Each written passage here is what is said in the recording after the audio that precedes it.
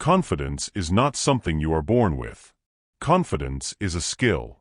And like any skill, it can be built systematically in just 30 days.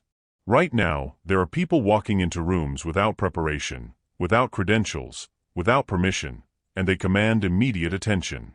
They speak with certainty. They move with purpose. They do not apologize for existing. You want to know why? Because they understand something that most people never discover in their entire lives. Confidence is not about feeling ready. It is about deciding to act before you feel ready. And over the next hour, you're going to learn exactly how to do that. Chapter 1. Stop proving and start doing. Let me tell you something that will change the way you think about confidence forever. You have been waiting for permission that will never come. You have been waiting to feel ready, and that feeling is not coming either. This is the first mistake that keeps most people trapped in a cycle of self-doubt for their entire lives. They believe that confidence is something that happens to you. That day will come when you wake up and feel ready. That one day the fear will disappear, and then you will finally take action. That is completely backward. Here is the truth. Confidence is not a feeling. Confidence is a skill. And like any skill, it is built through a single mechanism: repeated action. You do not become confident by thinking about being confident. You do not become confident by reading books about confidence or listening to audiobooks about confidence.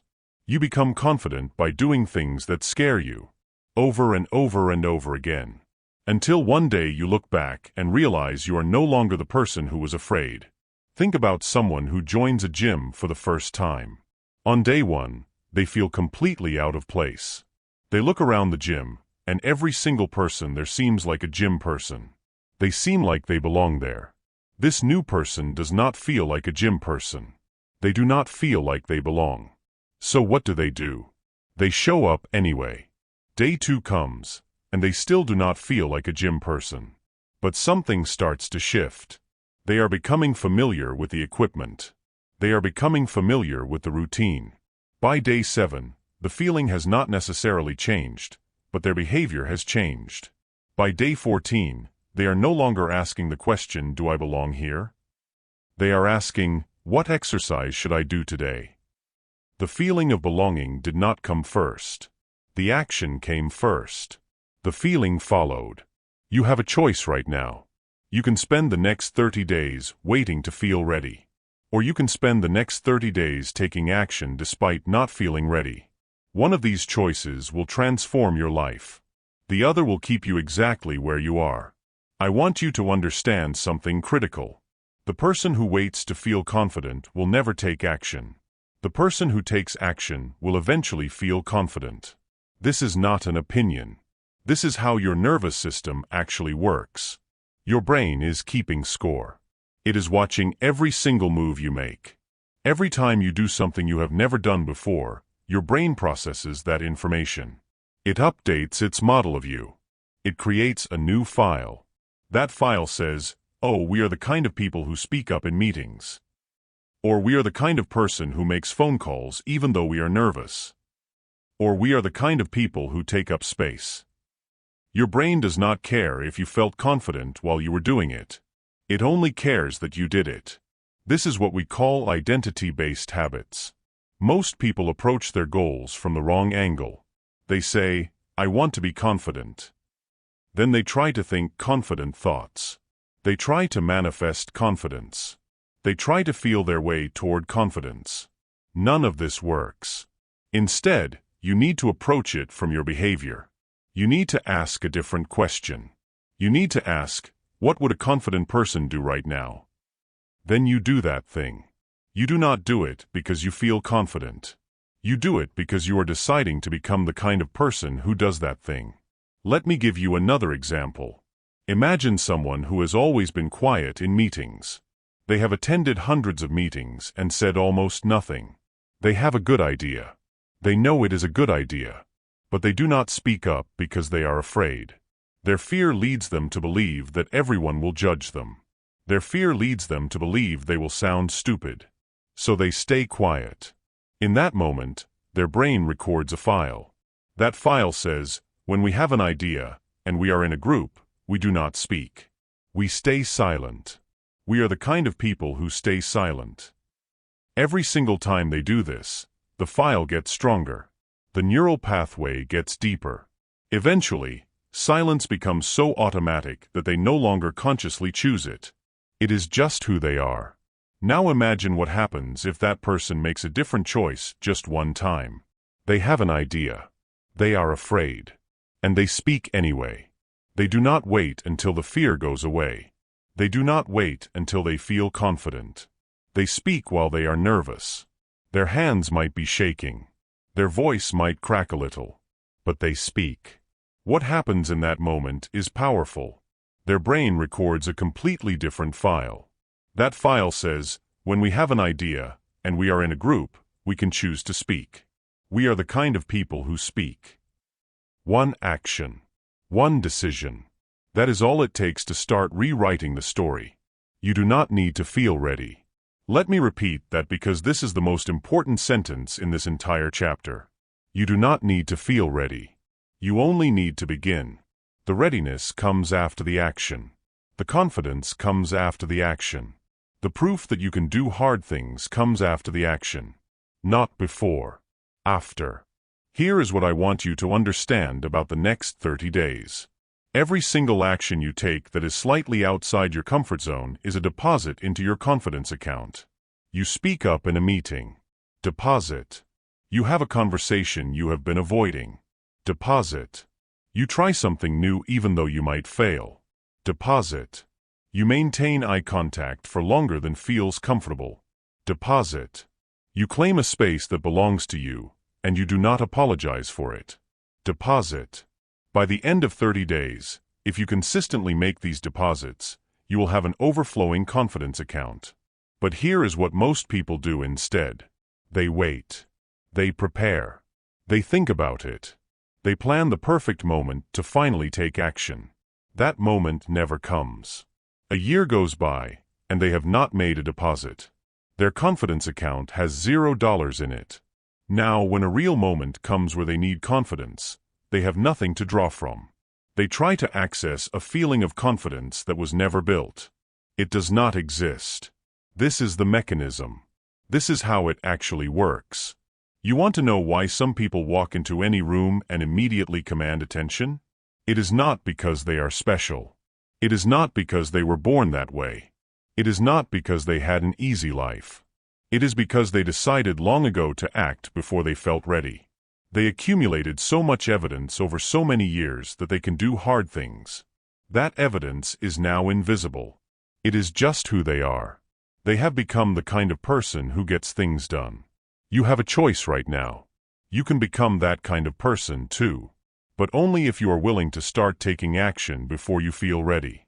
Only if you are willing to be uncomfortable. Only if you are willing to build your confidence through doing, not through thinking. This is not motivation. This is mechanics.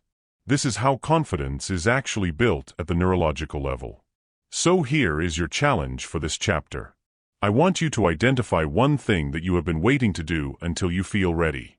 One thing you have been putting off. One thing that requires you to take up space, speak, or try something new. Do it today. Do not wait until you feel ready. Do it while you are nervous. Do it while you are afraid.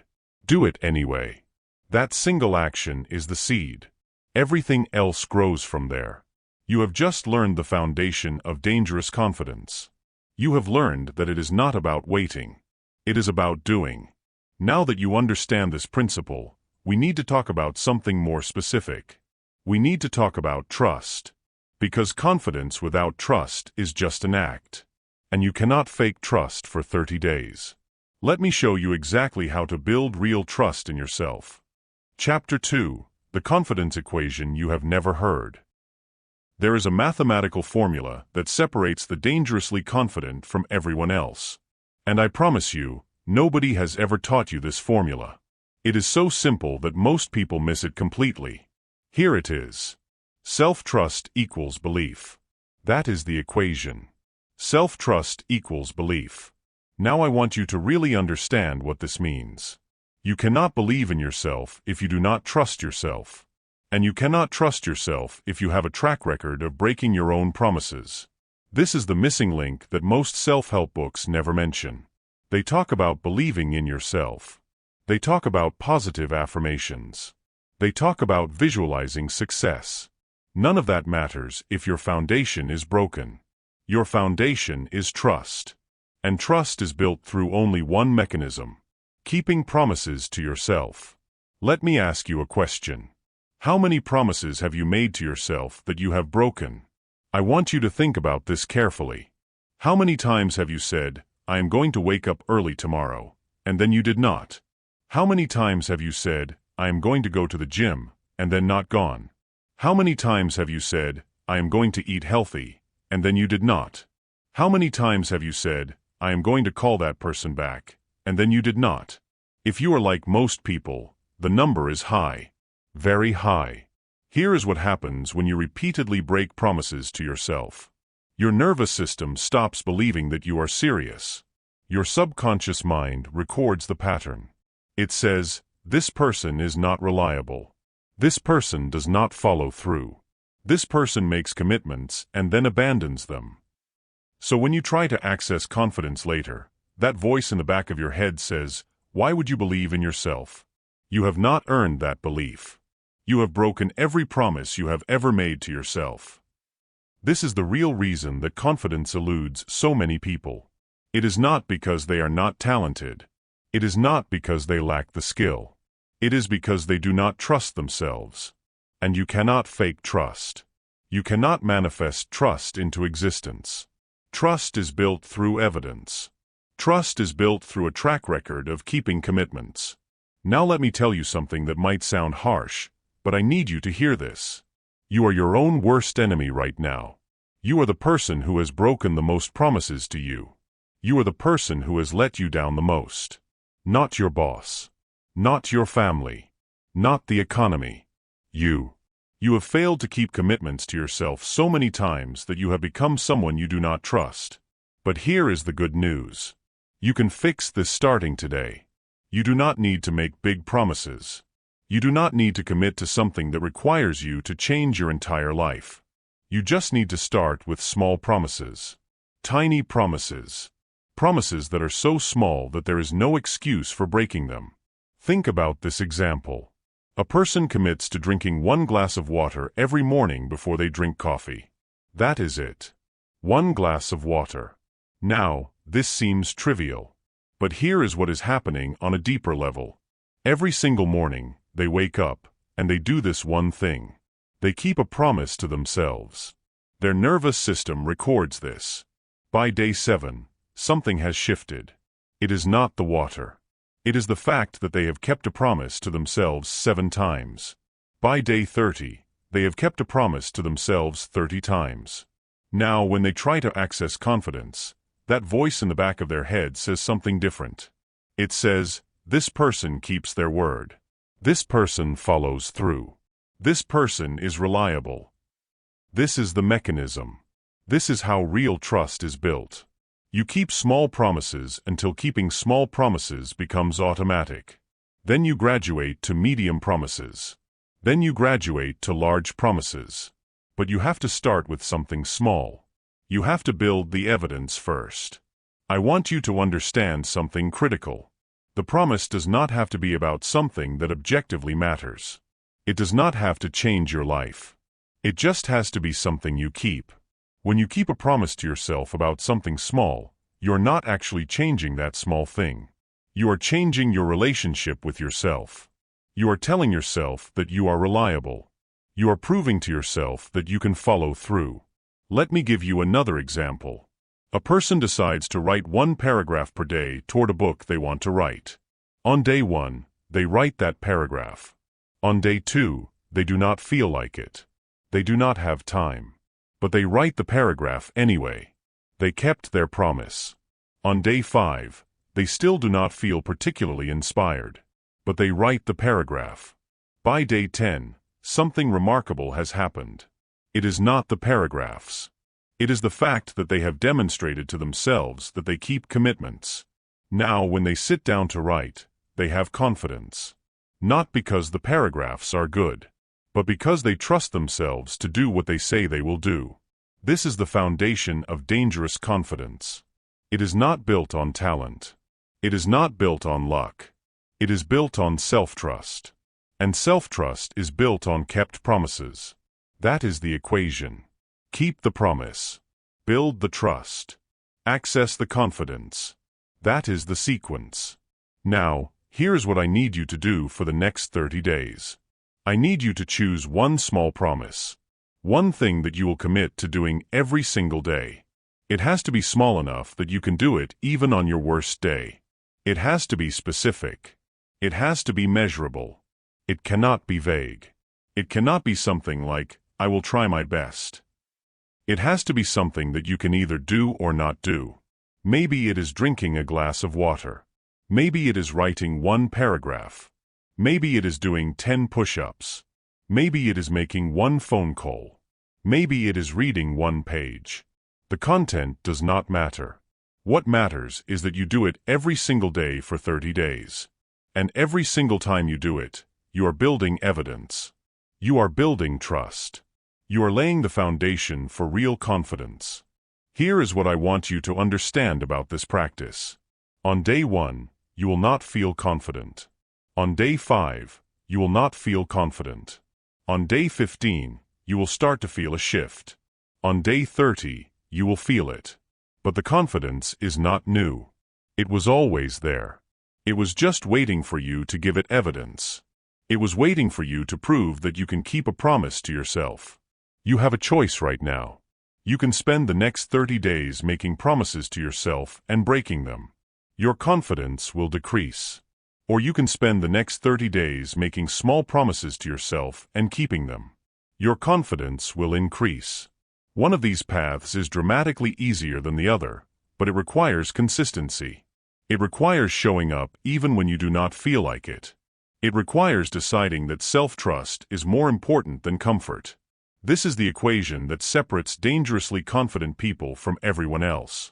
Self-trust equals belief. No trust equals no belief. Some trust equals some belief. Complete trust equals complete belief. You are building trust one kept promise at a time. By the end of 30 days, if you keep this one small promise, you will have proven to yourself that you are reliable. And that proof is the currency of confidence. Now that you understand how to build internal trust through kept promises, we need to talk about something even more critical. We need to talk about your physical body. Because your body knows things about confidence that your mind has not figured out yet. Your nervous system is sending signals right now about whether you believe in yourself. And those signals are being transmitted through your posture, your breathing, and the space you occupy. Let me show you exactly how to hack into this system. Chapter 3. The body knows before the mind knows. Your body is keeping a scorecard right now. It is measuring your confidence in real time. And most people never learn how to read that scorecard. This is one of the biggest gaps in how people think about confidence. They think it is all mental. They think confidence is something that happens in your head. That is partially true. But there is a physical component to confidence that most people completely ignore. And this physical component is actually more powerful than the mental component. Let me explain the neurology. Your nervous system is constantly scanning your body for information about whether you are safe, whether you belong, whether you are powerful. Your nervous system does not think. It observes. It watches your posture. It monitors your breathing. It measures the space you occupy. Based on this information, it makes conclusions about your confidence level. And here is the critical part. Your mind follows your body, not the other way around.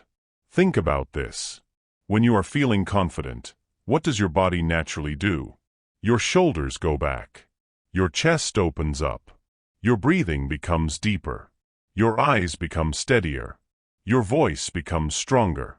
Your movements become more deliberate. Your body expresses confidence because your mind experiences it. But here is what most people do not realize. You can reverse engineer this process. You can change your body first, and your mind will follow. Let me give you a concrete example. A person is about to walk into a job interview. They are nervous. They are worried. They are doubting themselves. So they slouch. They make themselves smaller. They shallow breathe. They look down at their feet as they walk in. Now they sit across from the interviewer. The interviewer's nervous system reads all of this body language. They do not consciously think about it. But their nervous system understands that this person does not feel confident. Their nervous system understands that this person does not believe they belong in this room. So they treat this person accordingly. They ask harder questions. They push back more. Why? Because the person's body language told them the person was not sure about themselves. Now imagine a different scenario. Same person. Same resume. Same background. But this time, they change their body before they walk into the room. They stand up straight. They pull their shoulders back. They breathe deeply. They walk in with their head up and their eyes present. When they sit across from the interviewer's nervous system reads a completely different message. This person belongs here. This person believes in themselves. This person is confident. So the interviewer responds differently. They ask standard questions. They are more receptive. Why? Because the body language changed everything. This is not magic. This is neuroscience. Your body is constantly communicating information to your nervous system about your level of confidence. And your nervous system is constantly updating its assessment of who you are based on that information. When you change your body, you change the signals your nervous system is receiving. And when you change those signals, you change the confidence level that your nervous system experiences. Here is what I want you to understand. Your body is your password to confidence. Your posture is your access code. Before you walk into any situation where you need to be confident, your body must first believe that you belong there. Your mind will catch up. But you have to lead with your body. Let me give you the specific practice that will change this immediately. It is called the 4-minute power reset. And I want you to do this before any situation where you need to be confident. Before a meeting. Before a presentation. Before a difficult conversation. Before a date. Before anything that matters. Here is how you do it. You find a private space. It can be a bathroom. It can be your car. It can be an empty hallway. And you stand in a powerful position for 2 minutes. You can do this in different ways. You can stand with your hands on your hips. You can stand with your arms raised up in a V shape. You can stand with your hands behind your head. The specific position does not matter as much as the feeling. You are making yourself big.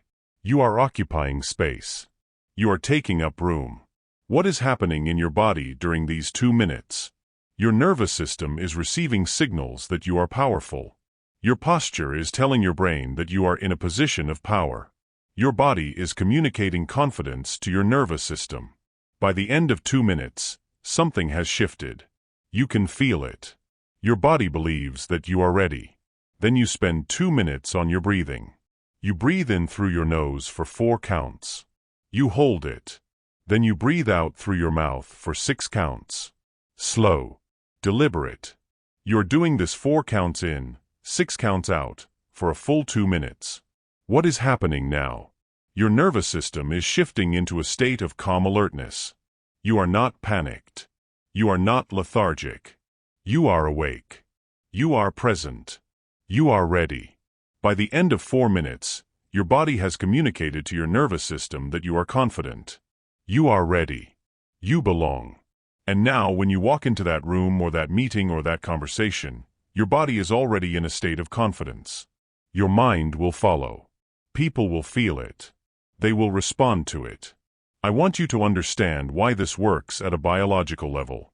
There is a nerve called the vagus nerve. It runs from your brain all the way down through your body. It is responsible for your sense of safety and power. When you change your posture and breathe deeply and slowly, you activate your vagus nerve. You are sending signals to your brain that say, "We are safe. We are powerful. We can handle this." Your brain believes your body before it believes your thoughts. This is critical. Your thoughts might be telling you that you are not ready. Your thoughts might be full of doubt. But if your body is in a powerful position and your breathing is deep, your nervous system will override your thoughts. Your nervous system will say, "My body is telling me we are ready. I am going to believe my body." And your confidence will shift. Here is what I want you to do for the next 30 days. Before any significant interaction, before any moment where you need to show up as your best self, do the 4-minute power reset. Stand in a powerful position for 2 minutes. Then breathe deeply for 2 minutes. Do not skip this. Do not rush it. 2 full minutes in a powerful position. 2 full minutes of deep breathing. By the end of 30 days, this will become automatic. Your body will know how to access confidence without your conscious mind having to think about it. You have a choice right now. You can keep operating from your mind. You can keep trying to think your way into confidence. That has not worked. Or you can lead with your body. You can let your body teach your mind what confidence feels like. You can use your posture and your breathing as a hack into your nervous system. One of these approaches works. The other has been failing you for years. Your body knows before your mind knows. Your body knows that you are capable. Your body knows that you belong. Your body knows that you are ready. But you have to let your body show you. You have to trust your body. You have to use your body as your access code to the confidence already inside you. Now that you understand the power of your physical presence, we need to talk about something even more important. We need to talk about your voice. Because your silence is costing you more confidence than anything else you are doing. And most people do not even realize how expensive that silence is.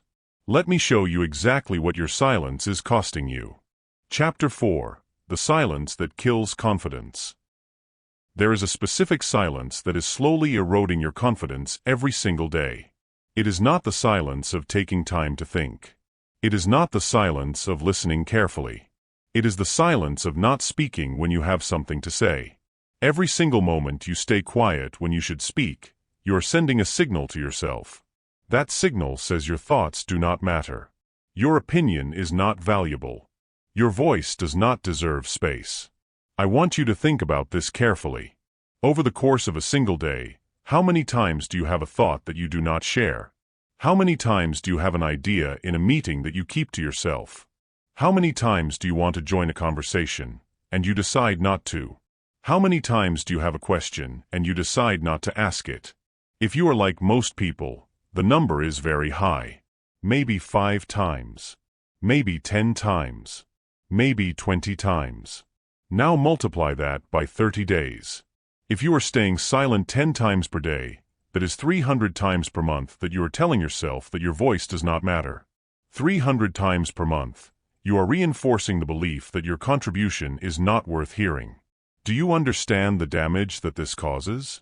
By the end of a month of this silence, your confidence has been significantly reduced. You have trained yourself to be quiet. Here is what happens neurologically when you stay silent in a moment where you should speak. Your brain registers the action, or in this case, the inaction. It creates a file. That file says, in this type of situation, we stay quiet. We do not speak. We are the kind of people who stay quiet. Each time this happens, the file gets stronger. The neural pathway gets deeper. Eventually, being quiet becomes so automatic that you no longer consciously choose it. It is just who you are. Let me give you a concrete example. A woman sits in a meeting. She has worked at the company for 3 years. She knows the business well. She has an idea. It is a genuine, creative idea. She thinks about sharing it. But then she starts to doubt herself. What if it is not good enough? What if people think she is trying too hard? What if someone has already thought of this? So she stays quiet. She does not share the idea. In that moment, something critical happens. She is not just choosing not to speak. She is choosing not to believe in herself. Her nervous system registers this. It records that she had something to contribute, but decided it was not worth contributing. By the end of the week, she had made this same choice 5 times. By the end of the month, she had made this choice 20 times. Now she has trained herself not to speak up, and her confidence has been directly reduced as a result. Compare this to a different scenario. A man sits in the same meeting. He has an idea. It is not a better idea than the woman's idea. It might not even be as good. But he speaks. He does not wait for permission. He does not check with himself to see if he feels confident enough. He just speaks. His nervous system records this. It says, we speak. We contribute. We share our ideas. We are that kind of person. By the end of the month, he had spoken up 20 times. His confidence has been directly increased as a result. Now, I want to be clear about something. This is not about talking all the time. This is not about being the person who dominates every conversation. This is about having a voice. This is about speaking when you have something meaningful to say. This is about contributing your genuine thoughts, even when you are not 100% sure. This is about refusing to disappear in group settings. The practice for this chapter is called the contribution commitment, and it is non-negotiable for the next 30 days. Every single day, you will speak one idea that matters to you in front of at least one other person. This can be in a meeting. This can be in a conversation with a friend. This can be at a family dinner. This can be in a text message to someone. The medium does not matter, but it has to be something you actually believe. It cannot be small talk. It cannot be weather comments. It has to be something that matters to you. On day 1, you will do this once. On day 2, you will do this once. Every single day for 30 days, you will contribute one meaningful idea. By the end of 30 days, you will have contributed 30 times.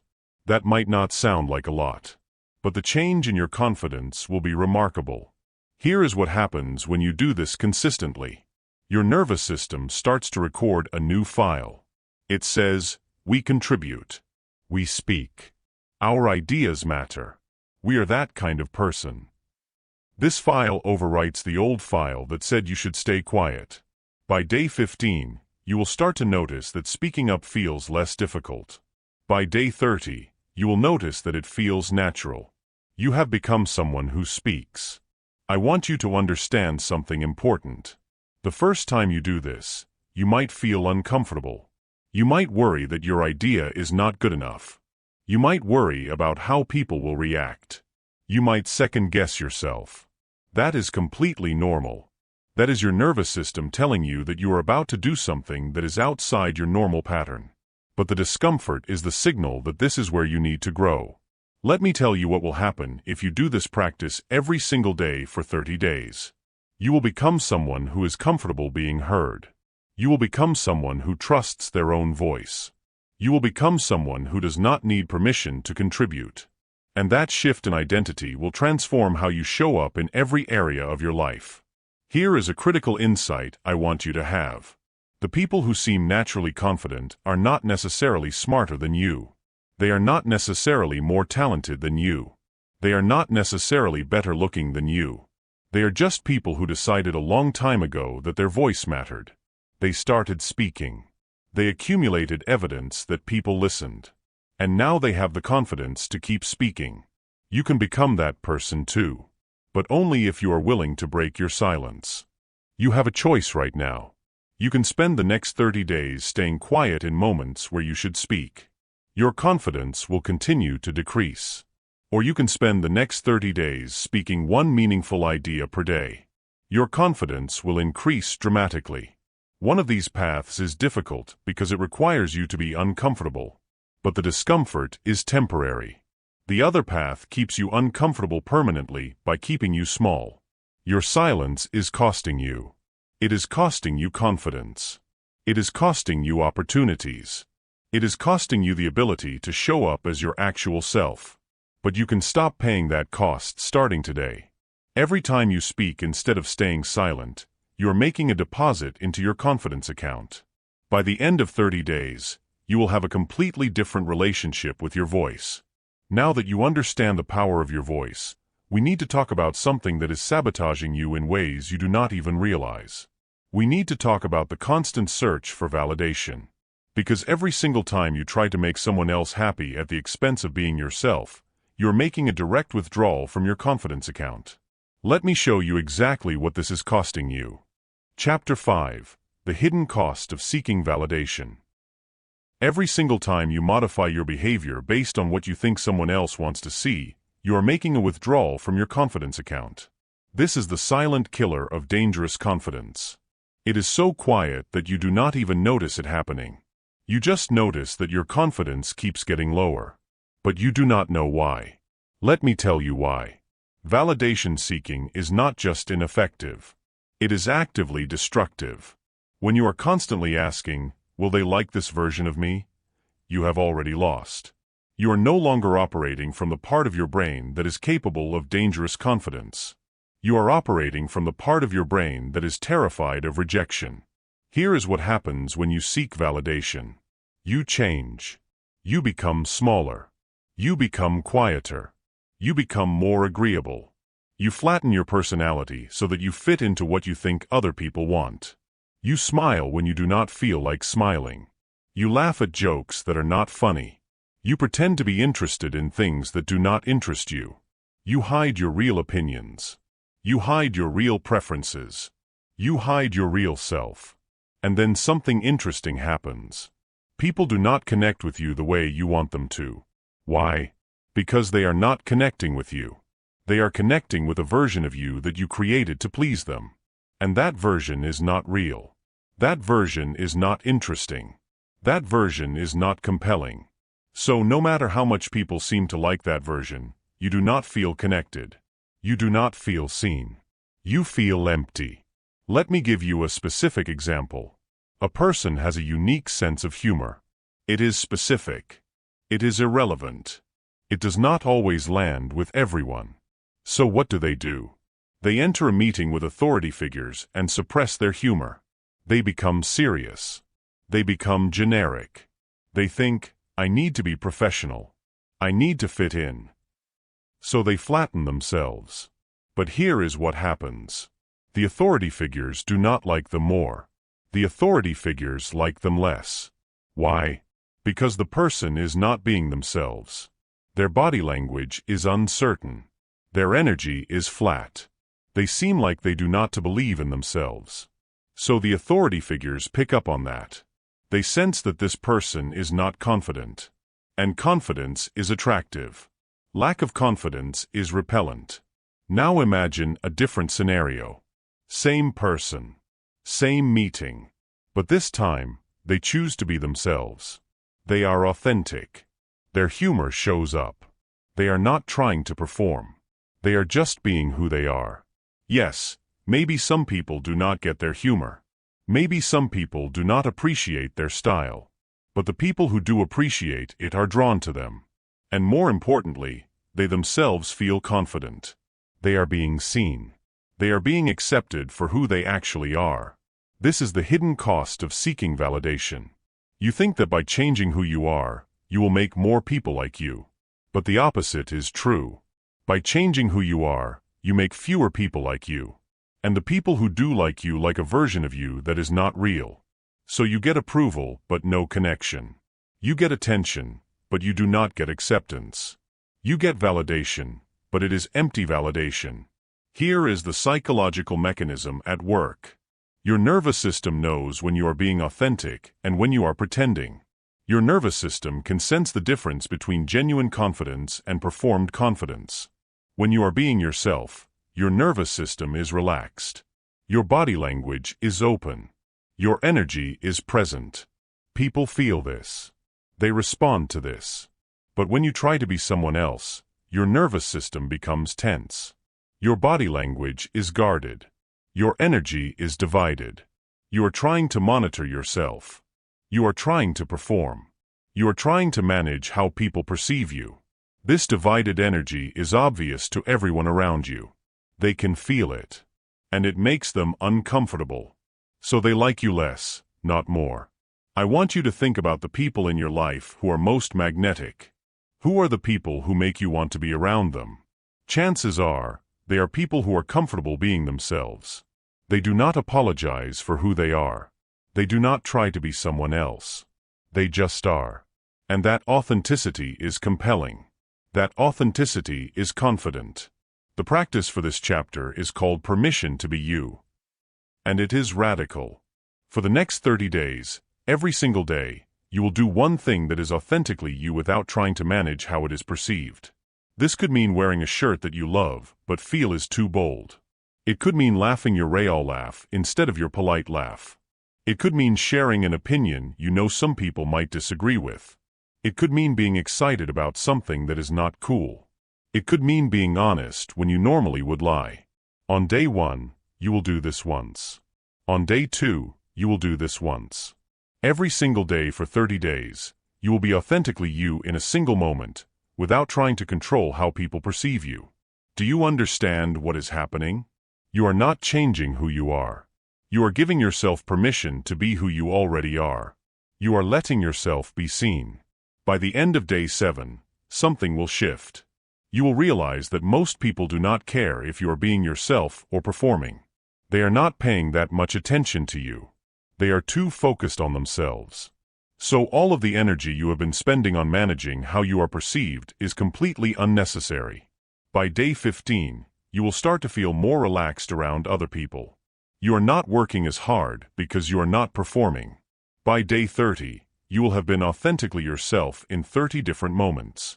You will have survived every single one.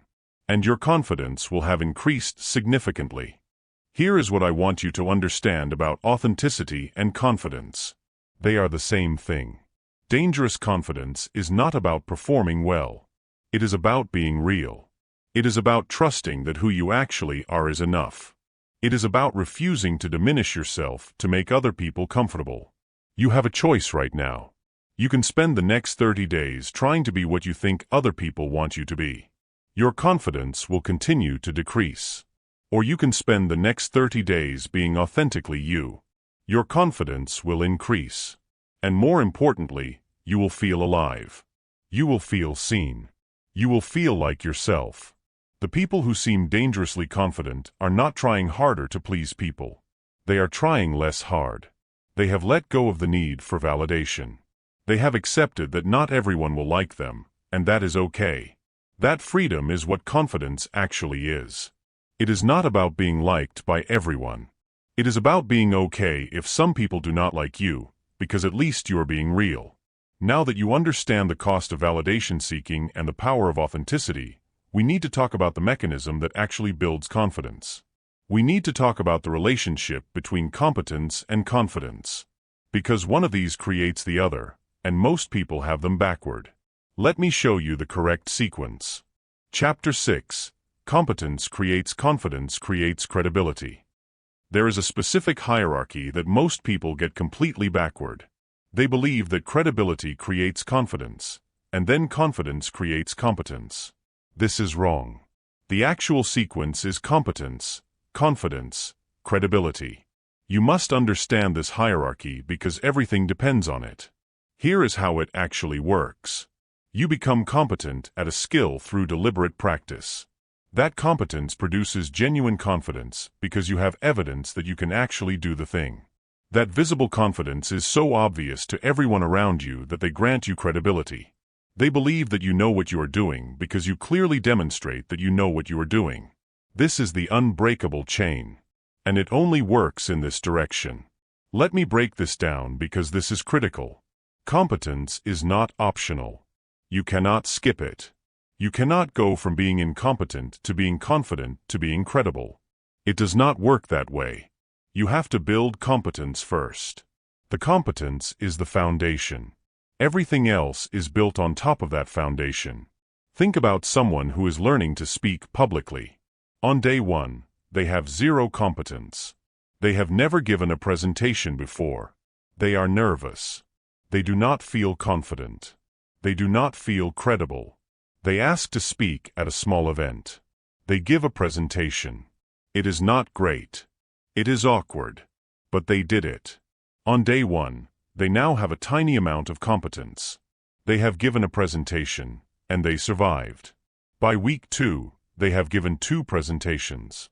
Their competence has increased. They know what to expect now. They know how to set up the slides. They know how to pace themselves. They know how to manage the anxiety. By week 3, they have given 3 presentations.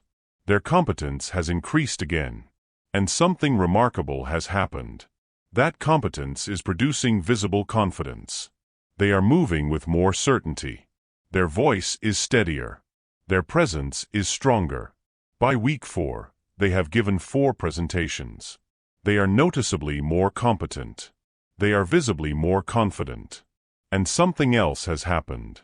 People around them have started to treat them like someone who knows how to speak. They have granted them credibility. Now, did the person suddenly become confident? No. Did the person suddenly become credible? No. The person became competent. And competence naturally produces confidence. And confidence naturally produces credibility. This is not something you can fake. You cannot decide to be confident without the competence to back it up. Your nervous system knows the difference. People know the difference. You know the difference. This is why so much of the advice about confidence is useless. People say, just be confident. People say, fake it till you make it. But you cannot fake competence. You cannot pretend to know how to do something if you do not know how to do it. The only path to genuine confidence is through genuine competence. Let me give you another example. A person wants to be confident in conversations. So they decide to be confident. They try to act confident. But their conversational competence is low. They do not know how to listen. They do not know how to ask good questions. They do not know how to find common ground. So when they try to be confident, it comes across as arrogant. It comes across as fake. People do not respond well to them. Why? Because there is no competence underneath the confidence. Now imagine a different scenario. The same person decides they are going to become competent at conversation. They start to practice. They start to listen more carefully. They start to ask better questions. They read about conversation skills. They practice with friends. They pay attention to what works and what does not. Over time, their conversational competence increases. And as their competence increases, their confidence increases automatically. People start to respond better to them. They start to be drawn to conversations with them. Why? Because they now have competence. And competence is attractive. Here is what I want you to understand. Confidence without competence is just noise. It is fake. It is repellent. But competence without confidence is still powerful. Competence is the substance. Confidence is just the visible expression of that substance. So if you have to choose between the two, choose competence every single time. Because competence will automatically produce confidence. The framework for building competence is called deliberate practice. And it is specific. Deliberate practice means you are practicing in a way that is designed to improve your skill. You are not just repeating. You are repeating with intention. You are repeating with feedback. You are repeating while focusing on the parts that need improvement. Here is the practice for the next 30 days. You are going to choose one specific skill to develop. One skill you are not competent in right now but want to be. Maybe it is public speaking. Maybe it is writing. Maybe it is social skills. Maybe it is technical knowledge in your field. Whatever it is, you are going to commit to deliberate practice. Every single day for the next 30 days, you are going to spend at least 30 minutes developing this skill. But here is the critical part. You are not just practicing. You are practicing with intention. You are focusing on specific areas that need improvement. You are seeking feedback. You are measuring your progress. By day 7, your competence in this skill will have increased. By day 14, it will have increased significantly. By day 30, you will look back and realize that you are a completely different person in this skill. You are competent in a way that you were not before. And because you are competent, you are confident. That confidence is not fake. It is earned. It is real. It is visible to everyone around you. Here is the hierarchy one more time. Competence creates confidence, which creates credibility. That is the only sequence that works. Do not try to shortcut this. Do not try to go straight to confidence. Build the competence first. Build your skill. Build your knowledge. Build your ability to actually do the thing. And then confidence will follow naturally. You have a choice right now. You can spend the next 30 days trying to feel confident about something you're not competent at. That will not work. Or you can spend the next 30 days building genuine competence in a skill that matters to you. Your confidence will increase automatically. Your credibility will increase automatically. But only if you build the competence first. The people who are dangerously confident are not dangerously confident by accident. They are dangerously confident because they have invested time and energy into becoming genuinely competent. They have built their skills.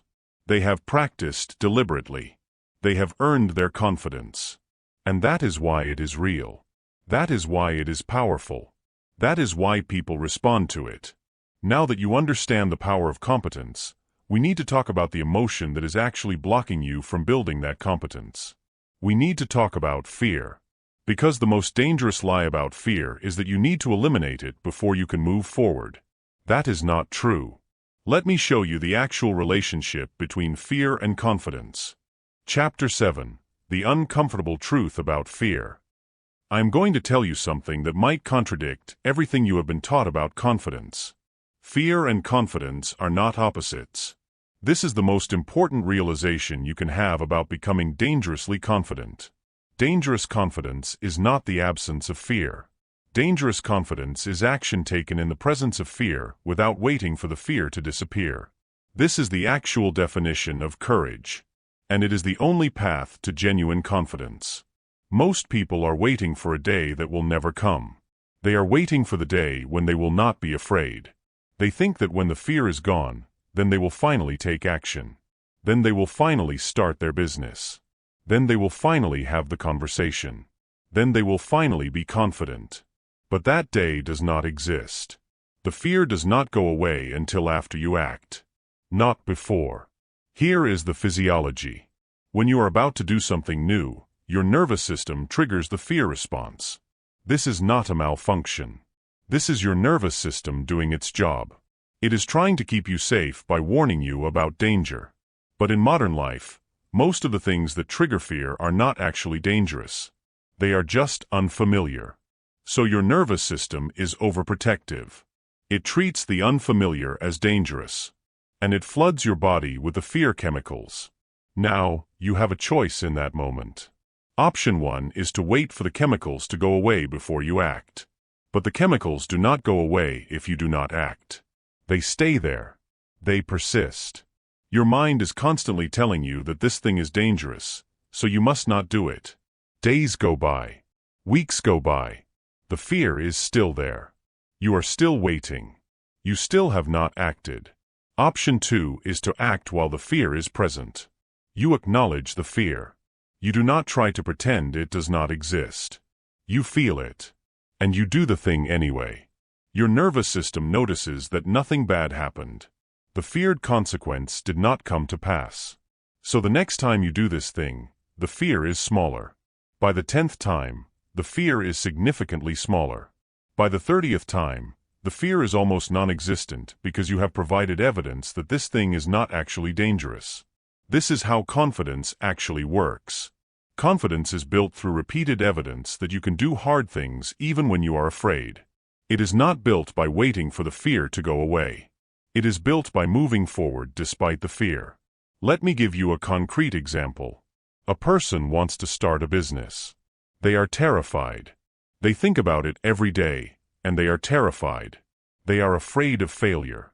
They are afraid of losing money. They are afraid of what people will think. They are waiting for the day when they will not be afraid. They will not be afraid until after they have started the business and proven that they can do it. So they are in a trap. They cannot start the business until they are not afraid. But they cannot stop being afraid until they start the business. Now imagine someone else who wants to start a business. They are also terrified. But they understand the mechanism. They understand that the fear is not a signal to wait. The fear is a signal that they are about to grow. So they move forward anyway. They do the first scary thing even though they are afraid. They do the second scary thing even though they are afraid. By the 10th scary thing, the fear is smaller. By the 30th scary thing, the fear is almost gone. And now they have a business. More importantly, they have proven to themselves that they can do hard things even when they are afraid. The difference between these two people is not that one is braver than the other. The difference is that one person understands the mechanism and one does not. One person is willing to feel afraid and move forward anyway. The other is waiting for the fear to disappear before moving forward. One person becomes confident. The other remains stuck. Here is what I want you to understand about fear. Fear is not actually telling you that something is bad. Fear is not actually telling you not to do something. Fear is just telling you that something is unfamiliar. Fear is your nervous system saying, "This is new. I do not have data on this. Be careful."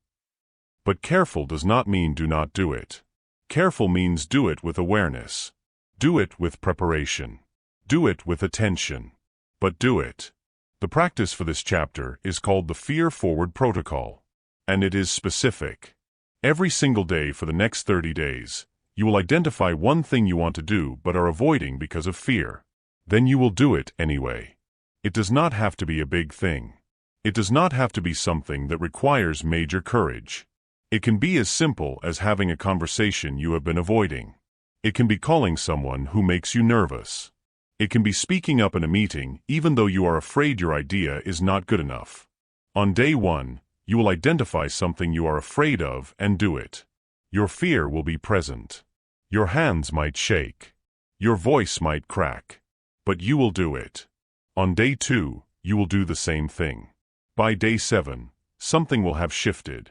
You will have proven to yourself 7 times that the feared consequence does not come to pass. You will have shown your nervous system that you can survive discomfort. By day 30, you will have done something despite fear 30 times. You will have built a track record. You will have evidence. And that evidence is what confidence is made of. I want you to understand something critical. The people who are dangerously confident are not less afraid than you. They are not braver than you in some innate way. They are just people who decided a long time ago that fear is not a stop sign. They are people who have repeatedly moved forward despite fear. They have built up a track record of surviving discomfort. And that track record has given them the confidence to keep moving forward. You have a choice right now. You can spend the next 30 days waiting for your fear to go away. It will not. Or you can spend the next 30 days doing things despite your fear. Your fear will get smaller. Your confidence will increase. Your nervous system will be rewired. And you will become someone who does not let fear dictate your actions. Here is the declaration I want you to internalize. Fear is not a stop sign. Fear is a signal that I am growing. When you feel afraid, you are not being warned away from something. You are being alerted to an opportunity for growth. Fear is the edge of your comfort zone. And every time you step past that edge, you expand. You grow. You become more capable. Now that you understand the relationship between fear and confidence, we need to talk about something that is directly connected. We need to talk about the specific way you communicate that is destroying your confidence in real time. We need to talk about the words you are using. Let me show you how to communicate like someone who is dangerously confident. Chapter 8. The competent person never apologizes for existing. There is a specific speech pattern that is killing your confidence every single day, and most people do not even notice they are doing it. It is the unnecessary apology. I am not talking about the apology when you have actually done something wrong. I am talking about the apology in which you apologize for taking up space. Listen to this. I am sorry, but I have a question. Sorry, could I just add something? Sorry for talking so much. I am sorry to interrupt. Sorry, this is probably stupid, but... Every single one of these apologies is a confidence erosion. You are telling everyone in the room that you believe your presence is a burden. You are telling everyone that your contribution is probably not worth hearing. Over time, you start to believe it about yourself. Think about the mechanism. Every time you apologize for existing, your nervous system records it. It files it away. It adds another data point to the file that says, this person does not belong. This person thinks their voice is a burden. This person is sorry for taking up space. By the end of a week of apologizing multiple times per day, That file is very thick. By the end of a month, your nervous system has been conditioned to believe that you are an inconvenience. Let me give you a specific example. A woman sits in a meeting. She has been thinking about what is being discussed. She has insight. She has an idea about how to solve a problem. She is about to speak up. But before she speaks, she apologizes. "I am sorry, but I just want to throw something out there. Sorry if this is obvious, but what if we..." She has apologized twice before even stating her idea. She has written the narrative before anyone else has even heard her. What message is she sending? She is sending the message that her idea is probably not worth hearing, that her contribution is probably obvious or stupid, that she is sorry for taking up the group's time and attention. She has diminished her own contribution before anyone else had the chance to evaluate it. She has done the work of rejecting herself. Compare this to a man who has the same insight. He does not apologize. He just speaks. I think we should approach this differently. No apology. No qualification. No diminishment. He presents his idea with the assumption that it is worth hearing. Now, his idea might not be better than the woman's idea. It might actually be worse. But the way he presents it makes it sound better. It makes it sound more valuable. It makes it sound worth taking seriously. This single difference in communication creates a massive difference in how people respond. The woman is diminished before she even starts. The man is elevated before he even starts. Neither of them has control over how good their idea actually is, but they have complete control over how they present it. Here is what I want you to understand. When you apologize for existing, you are making a choice. You are choosing to diminish yourself. And people respond to that choice. They take you at your word. If you say you are sorry for taking up space, they will treat you like someone who shouldn't be taking up space. If you are presenting yourself as an afterthought, they will treat you like an afterthought. But if you present yourself as someone worth listening to, they will listen. The practice for this section is called the apology audit. And it is eye-opening. For 7 days, you are going to simply notice and count every time you apologize for existing. You do not have to change it yet. You do not have to try to be different. You are just going to pay attention. Every time you say, "I am sorry," or you qualify your statement, you are going to notice it. You are going to count it.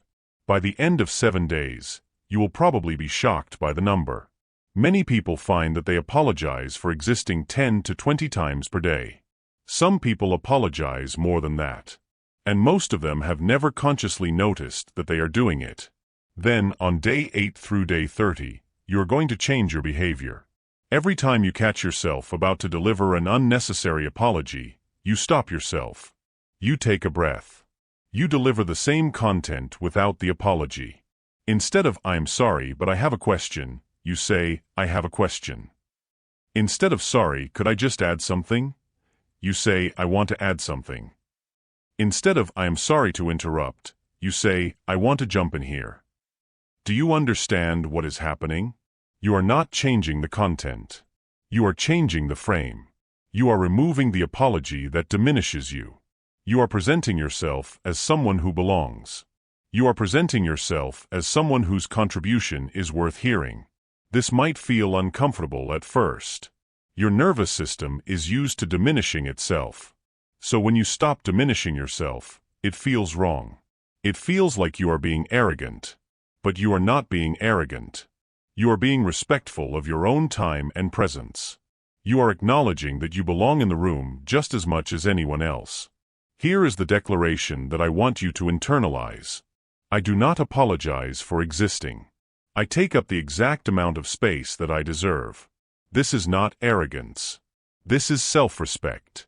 This is acknowledging that you have value and that your presence matters. The competent person does not apologize for existing.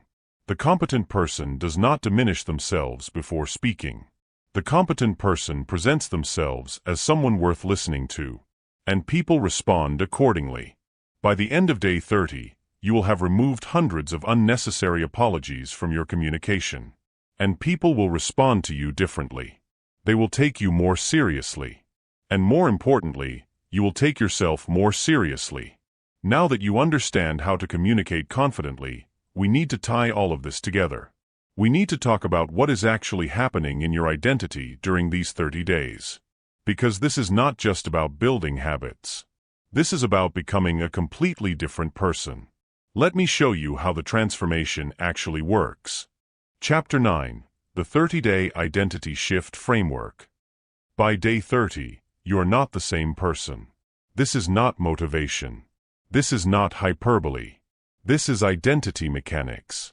When you repeat a behavior 100 times, it stops being a behavior you perform. It becomes an identity that you embody. It becomes who you are. Let me explain the mechanism. Your identity is not fixed. Your identity is constantly updating based on your actions. Every action you take is a vote. It is a vote for the kind of person you are. When you do something, your brain registers it. Your brain says, "Oh, we are that kind of person." Repeat the behavior 100 times, and your brain says, "Oh, we are that kind of person." The behavior has now become part of your identity. This is the opposite of how most people think about identity. Most people think they have a fixed identity and that their actions flow from it. They think, "I am not a confident person, so I cannot do confident things." But it actually works the other way around. Your identity is fluid. Your identity is built through your actions. So if you do confident things enough times, you will become a confident person.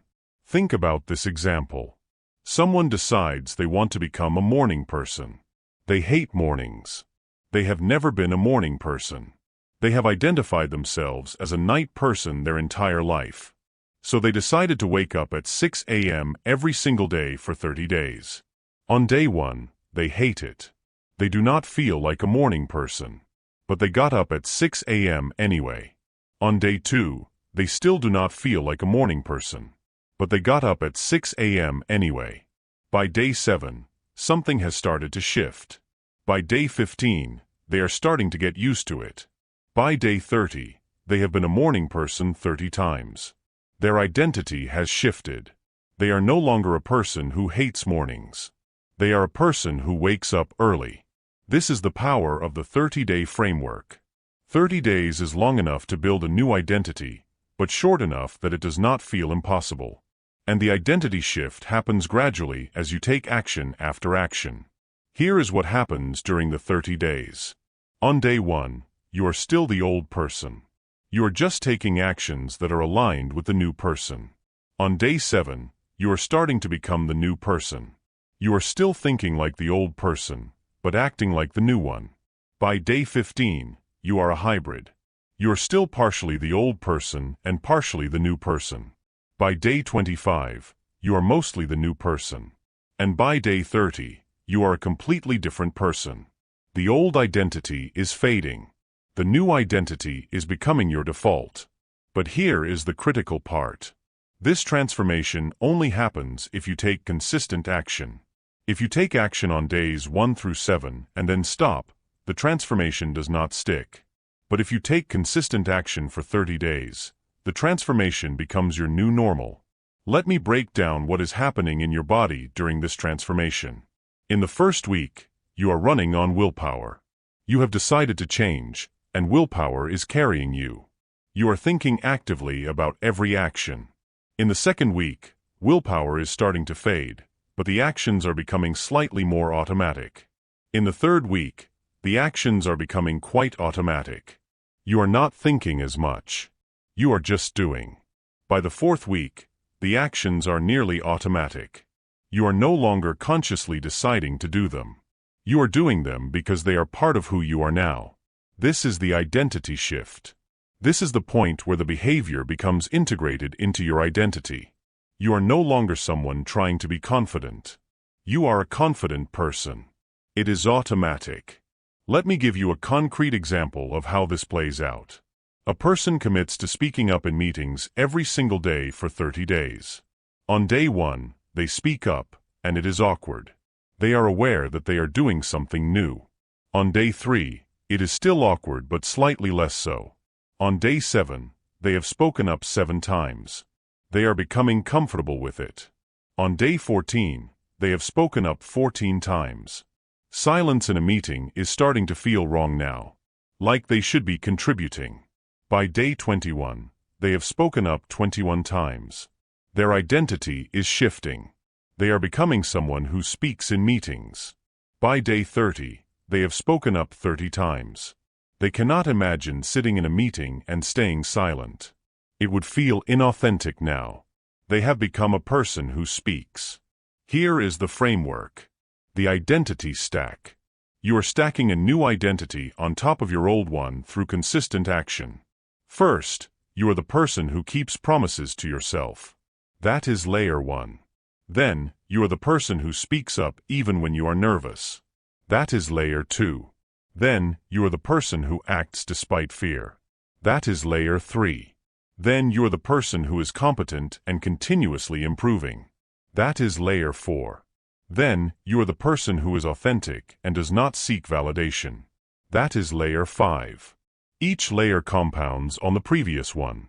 The person who keeps promises to themselves is more likely to keep acting.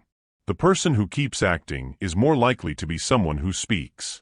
The person who speaks is more likely to be someone who acts despite fear. The person who acts despite fear is more likely to develop genuine competence. The person with competence is naturally more confident. By the end of 30 days, you are someone entirely different. You are not the same person who started this book. You do not think the same way. You do not act the same way. You do not carry yourself the same way. You have literally become a different person through the accumulation of small, consistent actions. This is the power of the 30-day framework. It is not motivational. It is not about feeling good. It is about mechanics. It is about the mechanics of how identity is actually built. And by understanding these mechanics, you can hack into your own identity. You can deliberately become the person you want to be. Not by thinking about it, but by doing it. Repeatedly. Consistently. For 30 days. Let me give you a concrete example of how this plays out. A person commits to speaking up in meetings every single day for 30 days. On day 1, they speak up, and it is awkward. They are aware that they are doing something new. On day 3, it is still awkward but slightly less so. On day 7, they have spoken up 7 times. They are becoming comfortable with it. On day 14, they have spoken up 14 times. Silence in a meeting is starting to feel wrong now, like they should be contributing. By day 21, they have spoken up 21 times. Their identity is shifting. They are becoming someone who speaks in meetings. By day 30, they have spoken up 30 times. They cannot imagine sitting in a meeting and staying silent. It would feel inauthentic now. They have become a person who speaks. Here is the framework. The identity stack. You are stacking a new identity on top of your old one through consistent action. First, you are the person who keeps promises to yourself. That is layer 1. Then, you are the person who speaks up even when you are nervous. That is layer 2. Then, you are the person who acts despite fear. That is layer 3.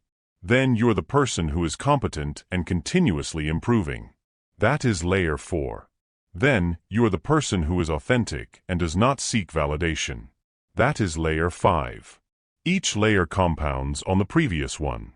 The person who keeps promises to themselves is more likely to keep acting. The person who keeps acting is more likely to be someone who speaks. The person who speaks is more likely to be someone who acts despite fear. The person who acts despite fear is more likely to develop genuine competence. The person with competence is naturally more confident. By the end of 30 days, you are someone entirely different. You are not the same person who started this book. You do not think the same way. You do not act the same way. You do not carry yourself the same way. You have literally become a different person through the accumulation of small, consistent actions. This is the power of the 30-day framework. It is not motivational. It is not about feeling good. It is about mechanics. It is about the mechanics of how identity is actually built. And by understanding these mechanics, you can hack into your own identity. You can deliberately become the person you want to be. Not by thinking about it, but by doing it. Repeatedly. Consistently. For 30 days. The anchor statement for this chapter is simple. Who am I becoming? I am becoming the person who is dangerously confident. I am becoming them one action at a time. That is not hyperbole. That is exactly what is happening. Every single action is building the new you. Every single decision is a vote for the confident person you are becoming. Now that you understand the identity shift framework, we need to get specific. We need to talk about what you are actually going to commit to. Because understanding is not enough. Action is what matters. Let me show you the exact commitments that will guarantee your transformation. Chapter 10. Your 30-day non-negotiable commitments. This final chapter is not about inspiration. This is not about motivation. This is about structure. This is about specific, measurable commitments that you are going to make and that you are going to keep. Because you now understand the mechanism. You understand that confidence is built through action. You understand that identity is built through repeated behavior. So now we are going to get specific about what those behaviors are. You're going to commit to 10 specific, non-negotiable actions for the next 30 days. These are not suggestions. These are not nice-to-haves. These are the foundation that your 30-day transformation will be built on. If you do these 10 things consistently for 30 days, you will be a completely different person. If you do not, you will be the same person you are right now. Here is the first commitment. Every single day for the next 30 days, you will keep a daily promise to yourself without exception. This is your self-trust builder. This is the foundation. You will choose one small promise. Maybe it is drinking a glass of water first thing in the morning. Maybe it is writing one paragraph. Maybe it is doing 10 push-ups. Maybe it is reading one page. The promise must be small enough that you can keep it even on your worst day. But you must keep it every single day. Here is why this matters. Every time you keep this promise, you are sending a signal to yourself. That signal says, I am reliable. I am someone who follows through. I keep my word. By day 30, you will have kept this promise 30 times. You will have irrefutable evidence that you can follow through on a commitment. That evidence is the foundation of all the other commitments. The second commitment. Every single day for the next 30 days, you will speak one meaningful thought in front of others. This is your voice builder. This is your declaration of value. It must be something you actually believe. It cannot be small talk. It has to be something that matters to you. You will share this thought with at least one other person. Maybe it is in a meeting. Maybe it is in a conversation. Maybe it is in a family dinner. By day 30, you will have spoken your real thoughts 30 times. You will have trained yourself to be heard. The third commitment. Every single day for the next 30 days, you will do one thing despite fear. This is your courage builder. This is where you are rewiring your relationship with fear. It does not have to be something big. It can be as simple as having a conversation you have been avoiding. It can be calling someone who makes you nervous. It can be speaking up when you normally would stay silent. By day 30, you will have done something despite fear 30 times. You will have proven to yourself 30 times that you can survive discomfort. The fourth commitment. Every single day for the next 30 days, you will spend at least 30 minutes on deliberate skill development. This is your competence builder. This is where you are building genuine ability. You will choose one skill that you want to develop. Then every single day, you will work on improving that skill. You will seek feedback. You will focus on areas that need improvement. By day 30, you will have spent 15 hours deliberately developing a skill. Your competence in that area will have increased dramatically. The fifth commitment. Every single day for the next 30 days, you will refuse validation seeking in at least one situation. This is your authenticity builder. You will do something that is authentically you without trying to manage how it is perceived. This could mean wearing something bold. This could mean laughing your real laugh. This could mean sharing an opinion. By day 30, you will have been authentically yourself 30 times more than you normally would be. The sixth commitment. Every single day for the next 30 days, You will remove at least one unnecessary apology from your communication. This is your self-respect builder. You will catch yourself about to diminish yourself, and you will stop. You will present yourself as someone worth listening to. By day 30, you will have removed approximately 30 apologies from your vocabulary. The 7th commitment. Every single day for the next 30 days, you will do the 4-minute power reset before any situation where you need to show up fully. This is your body alignment commitment. You will spend 2 minutes in a powerful position and 2 minutes breathing deeply. By day 30, your body will know how to access confidence without your conscious mind having to think about it. The 8th commitment. Every single day for the next 30 days, you will maintain eye contact for longer than feels comfortable in at least one interaction. This is your presence builder. You will practice being fully present. By day 30, your presence will be noticeably different. People will feel that you are actually there with them. The 9th commitment. Every single day for the next 30 days, you will ask yourself one powerful question. That question is, who am I becoming? You will pause and you will think about the answer. By day 30, the answer will be clear. You are becoming the person who is dangerously confident. The 10th commitment. Every single day for the next 30 days, you will journal for 5 minutes about one thing that went well that day. This is your evidence builder. You are building a record of your wins. By day 30, you will have 30 days of evidence that you are changing. You will be able to look back and see how far you have come. Now, I want to be clear about something. You are not committing to perfection. You are committing to consistency. If you miss a day, you do not quit. You continue on day 2.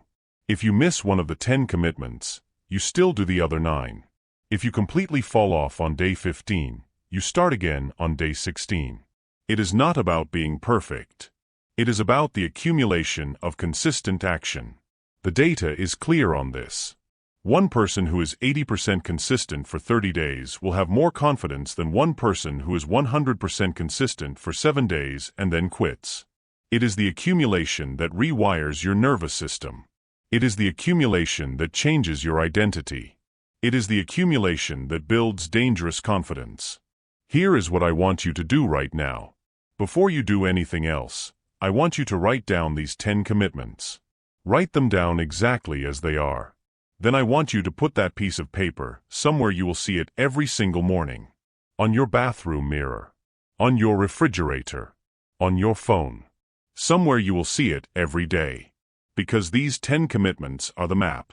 They are the blueprint for your transformation. By the end of day 30, you will have done these 10 things approximately 30 times each. That is approximately 300 individual actions. 300 moments where you chose growth instead of comfort. 300 moments where you rewired your nervous system. 300 moments where you built your confidence. You are not building confidence for 30 days. You are building the confidence-building habit that will serve you for the rest of your life. These 30 days are the launch pad. After 30 days, these actions will feel natural. They will feel automatic. You will no longer be consciously deciding to do them. You will just be doing them. Because you will be someone who does them. You will be someone who is dangerously confident. The final declaration is this: I am doing this. I am not thinking about this anymore. I am not planning to do this. I am not hoping to do this. I am doing this. For the next 30 days, I am doing these 10 commitments. I am not negotiating. I am not second-guessing. I am doing this. And on day 31, I am going to look back and I am going to see a completely different person staring back at me. Listen to what just happened over the last hour. You did not receive motivation. You received a system. You did not receive inspiration. You received structure. And structure is the only thing that actually works. Confidence is not a feeling that hits you one day and changes your life. Confidence is the accumulated result of 30 days of consistent action. It is keeping a promise to yourself when nobody is watching. It is speaking up when you want to stay silent. It is moving forward when fear shows up. It is choosing competence over comfort. It is being authentically you, even when you know some people will not approve. Right now, you have 2 paths. The first path is to do nothing. You listen to this audiobook, you feel inspired for a few hours, and then you return to exactly who you were before. The second path is to commit to something. Not everything. One thing. You pick one chapter from this audiobook. The one that hit you hardest. The one that made you uncomfortable. That discomfort is the signal that this is where you need to grow. You commit to that one practice for 7 days first. Not 30. 7. Because 7 days are short enough that you cannot fail. 7 days is long enough that you will start to see evidence. Then you extend to 14. Then 30. Your nervous system is listening right now. Your body is listening. Your mind is listening. They are all waiting to see if you are serious or if this is just another thing you consumed and forgot about. So here is your challenge, and I want you to hear this clearly. Before you stop listening to this audiobook, you're going to make one promise. Not to me. To yourself. You're going to write down one commitment. One action you will do tomorrow. Not someday. Tomorrow. Maybe it is speaking one idea that matters to you. Maybe it is 30 minutes of skill building. Maybe it is doing something you are afraid of. Write it down right now. The difference between people who change and people who do is not intelligence. It is not talent. It is a decision followed by immediate action. That is it.